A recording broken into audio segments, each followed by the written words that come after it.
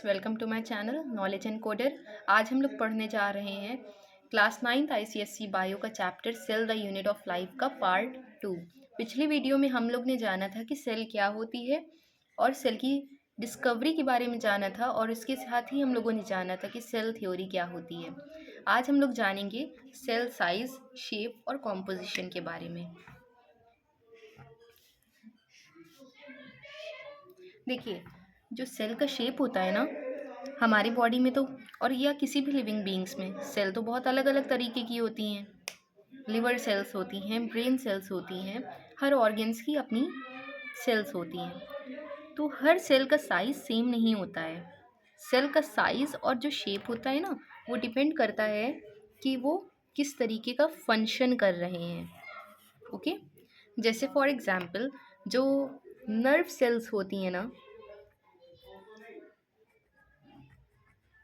जो nerve cells होती हैं उनका जो साइज होता है वो लॉन्ग होता है। वो 1 मीटर लॉन्ग अप्रॉक्स होती हैं। ओहो, मेरे पेन को क्या हो गया। 1 मीटर लॉन्ग होती हैं। ओके, तो ये लॉन्ग क्यों होती हैं? क्योंकि इन्हें मैसेज ट्रांसफ़र करना होता है, मैसेज को ट्रांसमिट करना होता है, ताकि हमारे ब्रेन तक मैसेज पहुंच पाए और ब्रेन से दूसरे ऑर्गन्स में मैसेज जा पाए।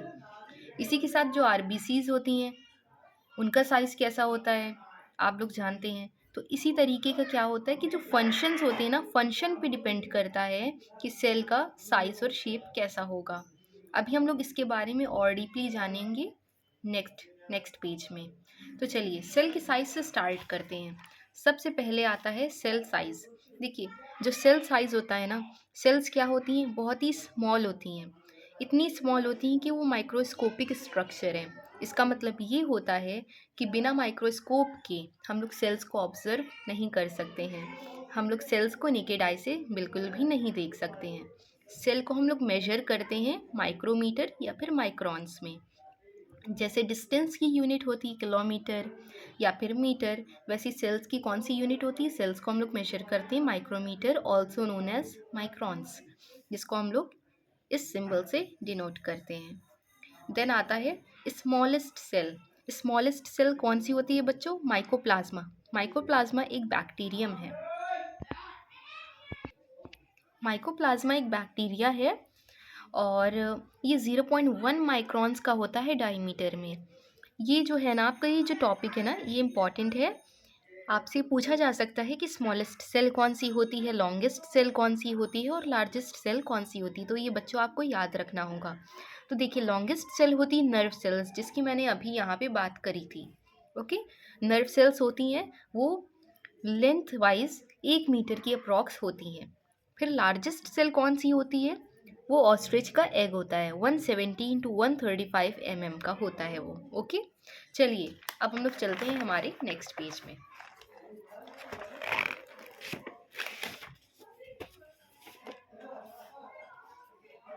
अब हम लोग जानेंगे सेल का शेप। देखिए बच्चों, सेल का जो शेप होता है ना, वो बहुत ही अलग अलग तरीके का होता है। कोई सेल्स होती हैं ओवल शेप की होती हैं, कुछ सेल्स स्फेरिकल होती हैं, कुछ स्पिंडल शेप्ड होती हैं, कुछ एलिप्टिकल होती हैं, पॉलीगोनल होती हैं, फ्लैट प्लेट लाइक होती हैं, कुछ किडनी शेप होती हैं। किडनी शेप कौन सी सेल्स होती हैं? आप गेस करके मुझे कमेंट में ज़रूर बताइएगा। किडनी शेप्ड सेल्स, कौन सी सेल्स किडनी शेप्ड की होती हैं? और इसी तरह आइसोडायमेट्रिक शेप की भी सेल्स होती हैं। ओके, जैसे कुछ यहाँ पे मैंने लिखे हुए हैं नाम, जैसे कि अमीबा जो होता है वो इर्रेगुलर शेप का होता है। पैरामीशियम जो होता है वो स्लीपर लाइक स्ट्रक्चर होता है। ये देखिए, अमीबा जो है इर्रेगुलर शेप का होता है, यानी कि इसका कोई भी एग्जैक्ट शेप नहीं होता है। वैसे ही देखिए, पैरामीशियम क्या है? एक स्लीपर लाइक स्ट्रक्चर आपको यहाँ पे दिख रहा है। वैसे फिर गार्ड सेल्स होती हैं, जिसको मैंने अभी बताया था किडनी शेप, यहाँ पे लिखा हुआ है तो आप अब अच्छे से बता सकते हो। ओके, मेरिस्टेमेटिक शेप कौन सा होता है? जो मेरिस्टेमेटिक सेल्स होती है ना, वो आइसोडायमेट्रिक शेप की होती हैं। फिर आता है क्लेमाइडोमोनस। क्लेमाइडोमोनस ना ओवल या फिर राउंडेड स्ट्रक्चर होता है। ये देखिए, मैंने यहाँ पे बनाया हुआ है आपके लिए। ओके, अब आते हैं, ये तो था सेल के शेप। अब सेल के शेप हम लोग जानेंगे उनके फंक्शंस के अकॉर्डिंग। मैंने अभी बताया था आपको कि सेल का फंक्शन जो है जो सेल के जो साइज़ होते हैं, शेप होते हैं, फंक्शंस पे भी डिपेंड करते हैं। तो अब यहाँ पे सेल का शेप हम लोग जानेंगे अकॉर्डिंग टू देयर फंक्शंस। देखिए आरबीसी जो होती है ना वो थिन होती है ना। और जो है क्योंकि उसको हम लोग के बॉडी में जो है ब्लड सर्कुलेशन करवाना होता है, इसलिए आरबीसीज का जो शेप होता है ना वो छोटा होता है। ओके। ऐसे ही फिर जाइलम और फ्लोएम जो होते हैं, जाइलम क्या कराता है, जाइलम जल्दी से गेस करिए क्या कराता है, वो मिनरल्स और वाटर का जो है ट्रांसफ़र कराता है प्लांट्स में। और फ्लोएम क्या करता है, फूड यानी कि मिनरल्स हैं जो भी प्लांट को नेसेसरी जो चीज़ें हैं एनर्जी के लिए वो पहुंचाता है फ्लोएम। तो जाइलम और फ्लोएम जो होते हैं इलोंगेटेड स्ट्रक्चर होते हैं। देखिए जाइलम कैसा होता है, इलोंगेटेड स्ट्रक्चर है, लंबे लंबान में है, ठीक है। इससे क्या होता है, इससे जाइलम से वाटर और फ्लोएम से मिनरल्स का आराम से ट्रांसफ़र हो पाता है। फिर आती हैं नर्व सेल्स, जो कि मैंने अभी बताया था कि लॉन्ग होती है। लॉन्ग क्यों, देखिए नर्व सेल है, न्यूरॉन जिसको हम लोग जानते हैं। तो नर्व सेल्स कैसी हैं, लॉन्ग है, क्योंकि ताकि अच्छी सी हमारे बॉडी में कम्युनिकेशन का प्रोसेस प्रॉपरली हो पाए। अगर ये लॉन्ग नहीं होती है ना, तो जल्दी से जल्दी हमारे बॉडी में मैसेज जो है ट्रांसमिट नहीं हो पाते, इसलिए इनका सेल जो होता है लॉन्ग होता है। फिर आती हैं मसल सेल्स। मसल सेल्स कैसी होती है, देखिए इलोंगेटेड होती हैं और कॉन्ट्रैक्टाइल होती हैं। कॉन्ट्रैक्टाइल यानी आराम से जो कॉन्ट्रैक्ट हो सकें। कॉन्ट्रैक्ट क्यों हो सकें, ताकि हमारी जो बोन्स होती हैं ना वो ईजिली जो है मूवमेंट कर सकें। अगर मान लीजिए एक जगह स्ट्रेच रहती है ना, एक जगह पर रहती, वो कॉन्ट्रैक्ट ना होती, ठीक है, तो क्या होता, हमारी बोन्स या हमारी बॉडी अच्छे से मूव कर पाती, नहीं कर पाती। ये कॉन्ट्रैक्टाइल होती हैं, कॉन्ट्रैक्ट कर पाती हैं, तभी हमारी बॉडी अच्छे से मूव कर पाती है। तो सेल का शेप जो है ना उनके फंक्शन पे भी डिपेंड करता है, and it is a very important topic. Okay, चलिए अब नेक्स्ट जानते हैं हम लोग सेल नंबर के बारे में। देखिए सेल नंबर के अकॉर्डिंग सेल्स को दो पार्ट में डिवाइड किया गया है। सेल्स दो टाइप की होती हैं उनके नंबर के अकॉर्डिंग। अगर एक सेल है तो उसको हम लोग बोलते हैं यूनिसेल्यूलर। अगर कोई ऑर्गेनिज्म, ठीक है, सिर्फ और सिर्फ एक सेल का बना हुआ है तो उसको हम लोग बोलेंगे यूनिसेल्यूलर ऑर्गेनिज्म। यूनि मतलब वन, सेल्यूलर आप जानते हैं। मल्टी, मल्टी मतलब बहुत सारा, यानी कि ऐसे ऑर्गेनिजम्स जो कि बहुत सारे सेल्स के बने हुए होते हैं। यूनिसेल्यूलर का एग्जाम्पल है बैक्टीरिया, अमीबा, यूग्लिना, पैरामीशियम। इसी के साथ मल्टी सेल्यूलर के एग्जाम्पल है मोस्टली फंजाई जो है मल्टी सेल्यूलर होती हैं। जो एनिमल्स होते हैं, ह्यूमन बीइंग्स होते हैं और जो प्लांट्स होते हैं वो सब मल्टी सेल्यूलर होते हैं, यानी कि बहुत सारे सेल्स के बने हुए होते हैं। और बहुत सारे सेल्स यानी कि मिलियन ऑफ सेल्स के बने हुए होते हैं। ओके, उसके बाद में आता है माइक्रोस्कोपिक, यानी जो यूनिसेल्युलर होती है ना वो माइक्रोस्कोपिक होती हैं। एक सेल है तो हम लोगों को ये दिखाई नहीं देते हैं अनलेस एंड अनटिल हम लोग माइक्रोस्कोप से उन्हें ना देखें। अगर हम लोग माइक्रोस्कोप से देखेंगे तभी ये यूनिसेल्युलर ऑर्गेनिजम्स दिखाई पड़ती हैं, because they are made up of only one cell. और एक सेल, सिर्फ और सिर्फ एक सेल हम लोग जो है नेकेड आई से नहीं देख सकते हैं। मल्टी सेल्युलर ऑर्गेनिज्म जो होते हैं हम लोग उनको नेकेड आई से देख पाते हैं। ह्यूमन बीइंग्स हैं, प्लांट, एनिमल, ये सब मल्टी सेल्युलर हैं और इनको हम लोग नेकेड आई से देख पाते हैं, राइट। अब आता है सेल कॉम्पोजिशन। सेल कॉम्पोजिशन, ये प्रोटोप्लाज्म क्या होता है, इसमें हम लोग सबसे पहले ये जानते हैं। प्रोटोप्लाज्म वर्ड जो है किसने कॉइन करा था, ये कॉइन करा था J.E. पुरकिंजे ने। ये आपको याद रखना है किसने कॉइन करा था। ओके, प्रोटोप्लाज्म क्या होता है, ये लिविंग फ्लूइड होता है सेल्स के अंदर। ये क्या करता है, ये एक लाइफ गिविंग सब्सटेंस, ये आपको याद रखना है। प्रोटोप्लाज्म क्या है, एक लाइफ गिविंग सब्सटेंस है। ओके, सेल्स के अंदर जो है जो फ्लूइड होता है उसको हम लोग प्रोटोप्लाज्म के नाम से जानते हैं। फिर ये बना किसका होता है, ये 75% वाटर का, 10 to 15% कार्बोहाइड्रेट का, 2 to 10% प्रोटीन का, 1 to 10% फैट का और 1% मिनरल का बना हुआ होता है हमारा प्रोटोप्लाज्म। ओके, अब देखिए सेल कॉम्पोजिशन के बारे में जानते हैं। सेल कॉम्पोजिशन में सबसे पहले हम लोग जानेंगे प्रोटोप्लाज्म के बारे में। प्रोटोप्लाज्म क्या होता है, साइटोप्लाज्म और न्यूक्लियस को हम लोग कलेक्टिवली मिलाकर कहते हैं प्रोटोप्लाज्म। प्रोटोप्लाज्म होता क्या है, प्रोटोप्लाज्म एक लिविंग फ्लूइड है, यानी कि एक लाइफ गिविंग सब्सटेंस है। ये आपको याद रखना है, protoplasm is a life giving substance. यानी कि ये जो फ्लूइड होता है ना, इसके ही हेल्प से हमारे सेल्स में जितने भी दूसरे जो पार्टिकल्स हैं, दूसरे जो सब्सटेंस है, वो ज़िंदा रह पाते हैं। सेल किसकी वजह से ज़िंदा रह पाती है? इन शॉर्ट, प्रोटोप्लाज्म की हेल्प से। और ये जो प्रोटोप्लाज्म वर्ड है, किसने कॉइन करा था? जेई पुरकिंजे ने कॉइन करा था। ये आपको याद रखना है, ये किसने कॉइन किया था। और जो प्रोटोप्लाज्म होता है वो किसका किसका बना हुआ होता है? तो प्रोटोप्लाज्म में होता है 75% वाटर, 10 to 15% कार्ब्स यानी carbohydrates, 2 to 10% protein, 1 to 10% fat and 1% mineral.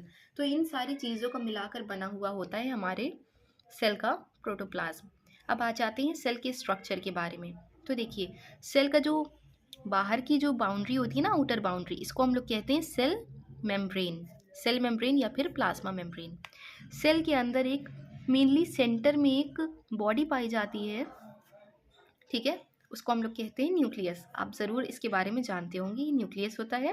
Nucleus में क्या होता है? न्यूक्लियस के थ्रू जो है सेल्स के जितने भी फंक्शंस होते हैं, सेल्स की सारी एक्टिविटीज़ होती हैं, वो सब के सब मैनेज करने का काम न्यूक्लियस करता है।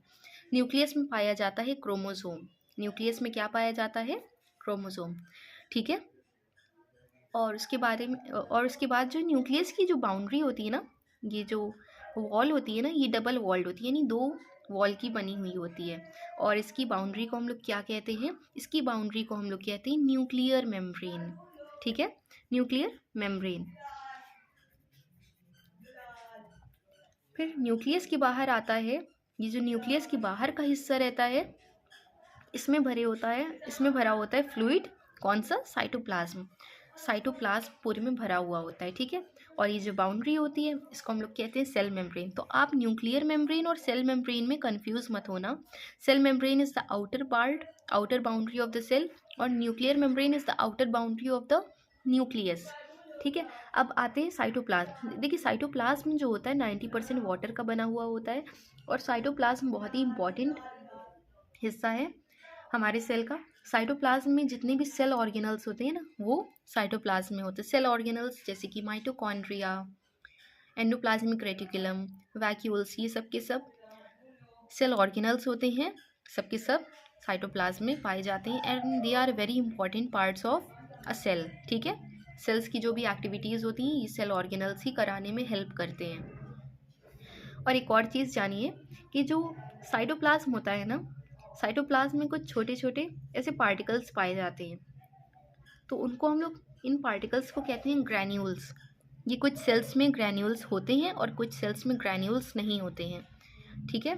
तो इट डिपेंड्स कि साइटोप्लाज्म कैसा है, ग्रैन्युलर साइटोप्लाज्म है या नॉन ग्रैन्युलर साइटोप्लाज्म है, ओके। और अगर साइटोप्लाज्म पूछा जाए कि किस टाइप का फ्लूइड होता है, तो आपको बताना है एक jelly fluid, jelly like fluid होता है और ट्रांसपेरेंट होता है। फिर सेल और प्लाज्मा मेम्ब्रेन, मैंने आपको बताया कि थिन बाउंड्री होती है साइटोप्लाज्म की, यानी साइटोप्लाज्म की बाहर की जो बाउंड्री, यानी कि आउटर बाउंड्री ऑफ सेल, ठीक है। साइटोसॉल क्या होता है, ये आप ध्यान रखो। जो सॉल होता है, साइटोसॉल ये होता है कि देखिए, जितना भी हमारे साइटोप्लाज्म होता है, साइटोप्लाज्म में मिलते हैं हम लोगों को सेल ऑर्गेनल्स। तो सेल ऑर्गेनल्स को अगर रिमूव कर दिया जाए, ठीक है, सारे के सारे सेल ऑर्गेनल्स अगर रिमूव कर दें, उसके बाद जो हम लोगों को फ्लूइड बचता है, जो फ्लूइड मिलता है सेल में, उस फ्लूइड को हम लोग कहते हैं साइटोसॉल। अब नेक्स्ट पेज पे आ जाते हैं। अब हम लोग जानेंगे कि जो सेल मेम्ब्रेन है, न्यूक्लियस है, साइटोप्लाज्म है, ठीक है, इनके बारे में हम लोग डिटेल में जानेंगे। मैंने अभी आपको बताया, पहला पॉइंटर तो बहुत ही क्लियर होना चाहिए कि सेल और प्लाज्मा मेम्ब्रेन जो होता है, वो किसी भी सेल की आउटर कवरिंग होती है। बट एक्सेप्शन ये है कि एनिमल्स की जो है सेल होती है ना, उसमें ये आउटर कवरिंग का रोल निभाती हैं। लेकिन जो प्लांट्स होता है ना, उसमें ये आउटर कवरिंग नहीं होती है। ये सेकेंड जो है, लास्ट जो है आउटर कवरिंग होती है। जैसे कि ये एक सेल है, ठीक है, अभी ये एक एनिमल सेल है, ये है हमारा सेल मेम्ब्रेन, राइट, ये सेल मेम्ब्रेन है। बट ये जो प्लांट की अगर सेल होती है ना, यहाँ पे एक और क्या आ जाती, एक और मेम्ब्रेन हो जाती। तो इसकी वजह से सेल मेम्ब्रेन क्या होती है, ये आउटर कवरिंग नहीं होती। ये साइटोप्लाज्म और ये जो ये वाली जो कवरिंग होती है ना, इसको हम लोग कहते हैं सेल वॉल। सेल वॉल और साइटोप्लाज्म के बीच वाली कवरिंग को हम लोग कहते हैं सेल मेम्ब्रेन। तो आपको ये ध्यान रखना है कि एनिमल्स की जो आउटर कवरिंग होती है वो तो सेल मेम्ब्रेन होती है, बट जो प्लांट की सेल जो है आउटर कवरिंग होती है वो सेल वॉल होती है। ओके। और सेल मेम्ब्रेन बनी किसकी हुई होती है? सेल मेम्ब्रेन लिपिड यानी फैट और प्रोटीन की बनी हुई होती है। सेल मेम्ब्रेन जो होती है वो सेमी परमिएबल होती है। सेमी परमिएबल मतलब होती है कि ये सेलेक्टिवली परमिएबल या फिर पार्शियली परमिएबल होती है, यानी ये सबको जो है हर पार्टिकल को अपने अंदर जो है आने की परमिशन नहीं देती है। ये अकॉर्डिंग टू सिलेक्शन जो है आने देती है, अपने चॉइस के हिसाब से पार्टिकल्स को परमिट करती है कि किस पार्टिकल को आने देना है, किस पार्टिकल को नहीं आने देना है सेल में।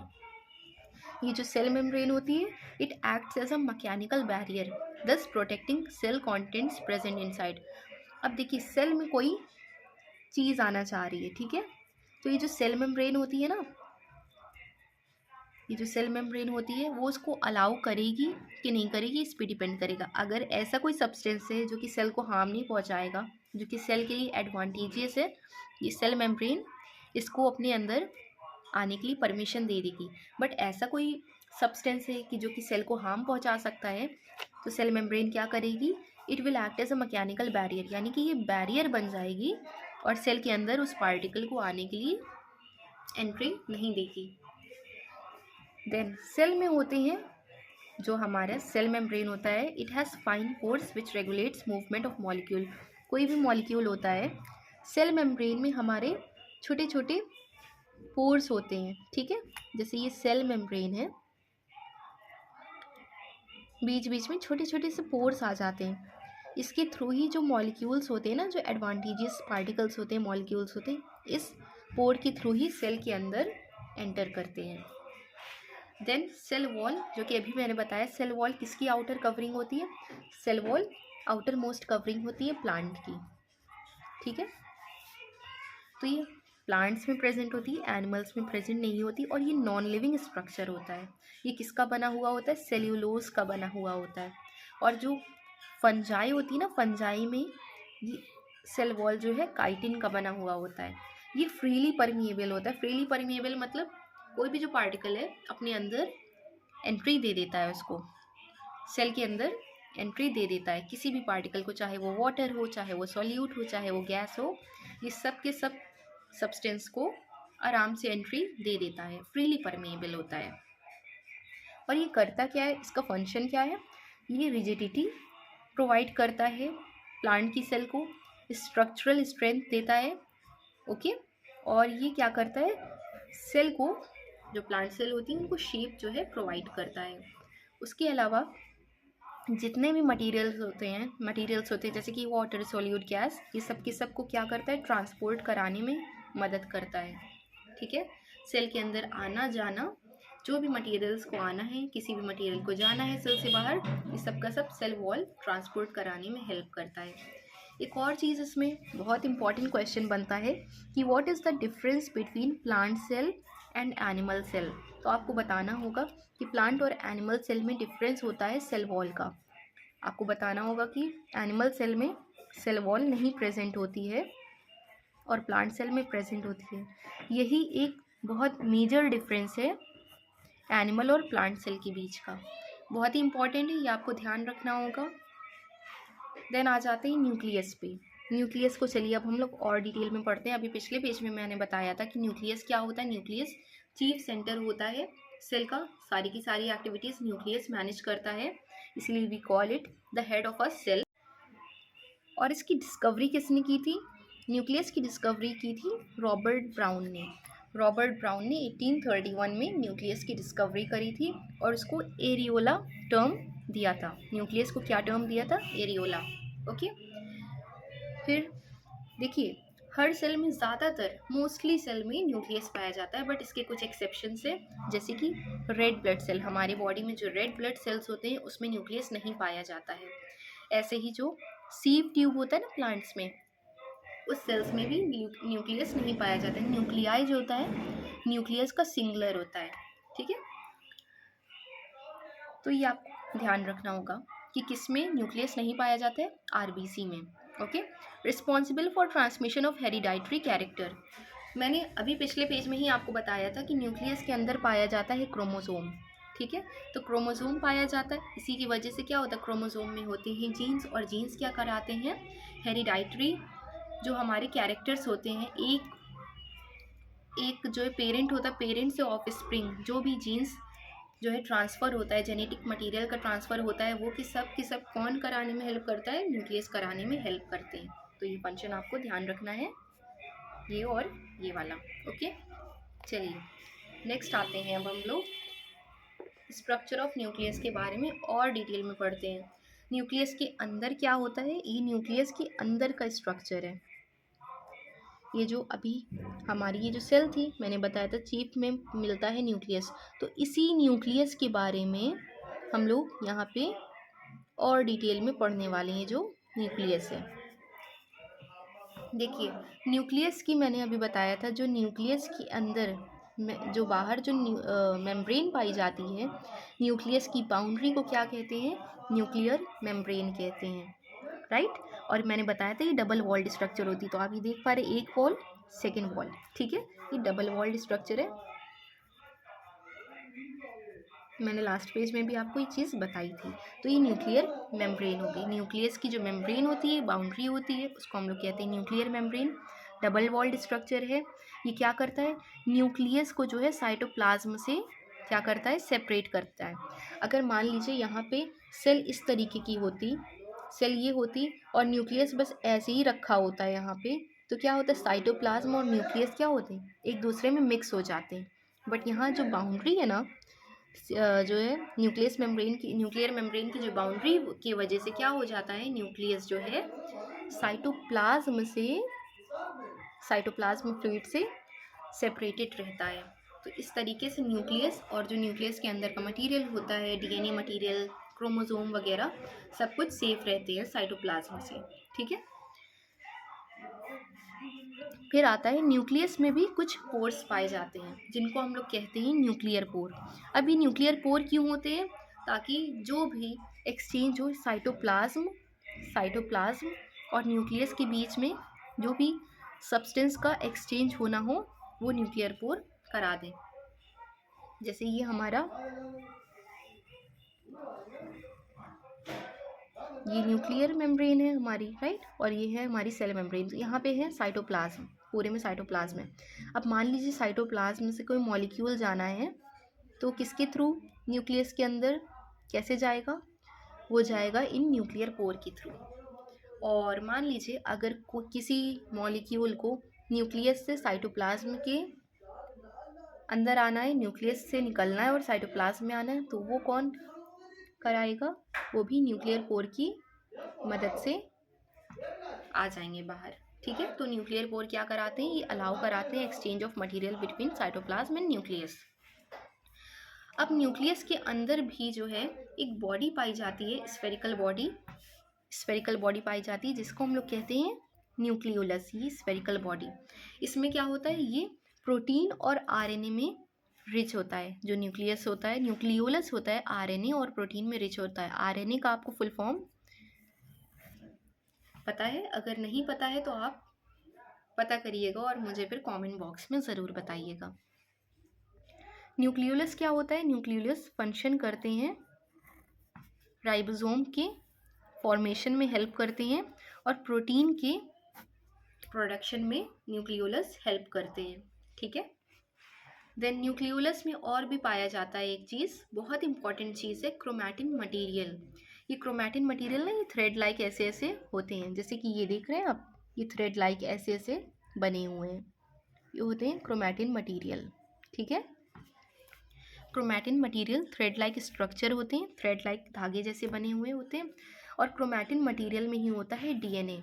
क्रोमोसोम यानी डीएनए उनके अंदर पाए जाते हैं, ठीक है। तभी मैंने आपको कहा था कि न्यूक्लियस के अंदर क्या पाया जाता है, क्रोमोसोम, और क्रोमोसोम से फिर मिल जाता है हम लोगों को डीएनए, ठीक है।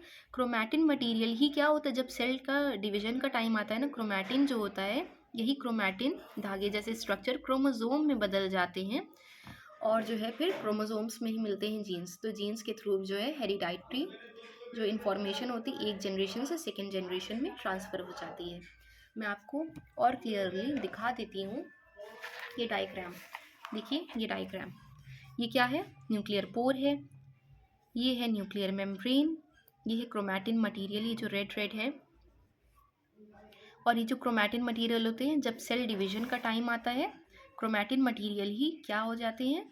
सेल डिवीजन के टाइम क्रोमैटिन मटेरियल क्रोमोसोम में बदल जाते हैं और क्रोमोसोम में होता है जीन। तो इसी तरीके से एक जनरेशन से दूसरी जनरेशन में जेनेटिक मटेरियल का ट्रांसफ़र हो जाता है। और इसी के साथ आप ये भी जानिए कि जो न्यूक्लियस के अंदर का फ्लूइड होता है ना, उसको हम लोग न्यूक्लियोप्लाज्म कहते हैं। जैसे कि सेल के अंदर वाला जो फ्लूइड था न्यूक्लियस के बाहर और सेल के अंदर, उसको हम लोग कहते हैं साइटोप्लाज्म। ऐसे न्यूक्लियस के अंदर का जो फ्लूइड होता है इसको हम लोग कहते हैं न्यूक्लियोप्लाज्म। ठीक है। और इसको हम लोग ये भी कह सकते हैं कि ये साइटोप्लाज्म होता है, बट ये कौन वाला साइटोप्लाज्म होता है? ये न्यूक्लियर मेम्ब्रेन यानी न्यूक्लियस के अंदर का साइटोप्लाज्म होता है। तो जो न्यूक्लियस के अंदर का साइटोप्लाज्म होता है उसको हम लोग स्पेशल नेम दे देते हैं, जिसका नाम होता है न्यूक्लियोप्लाज्म या फिर न्यूक्लियर सैप। ठीक है।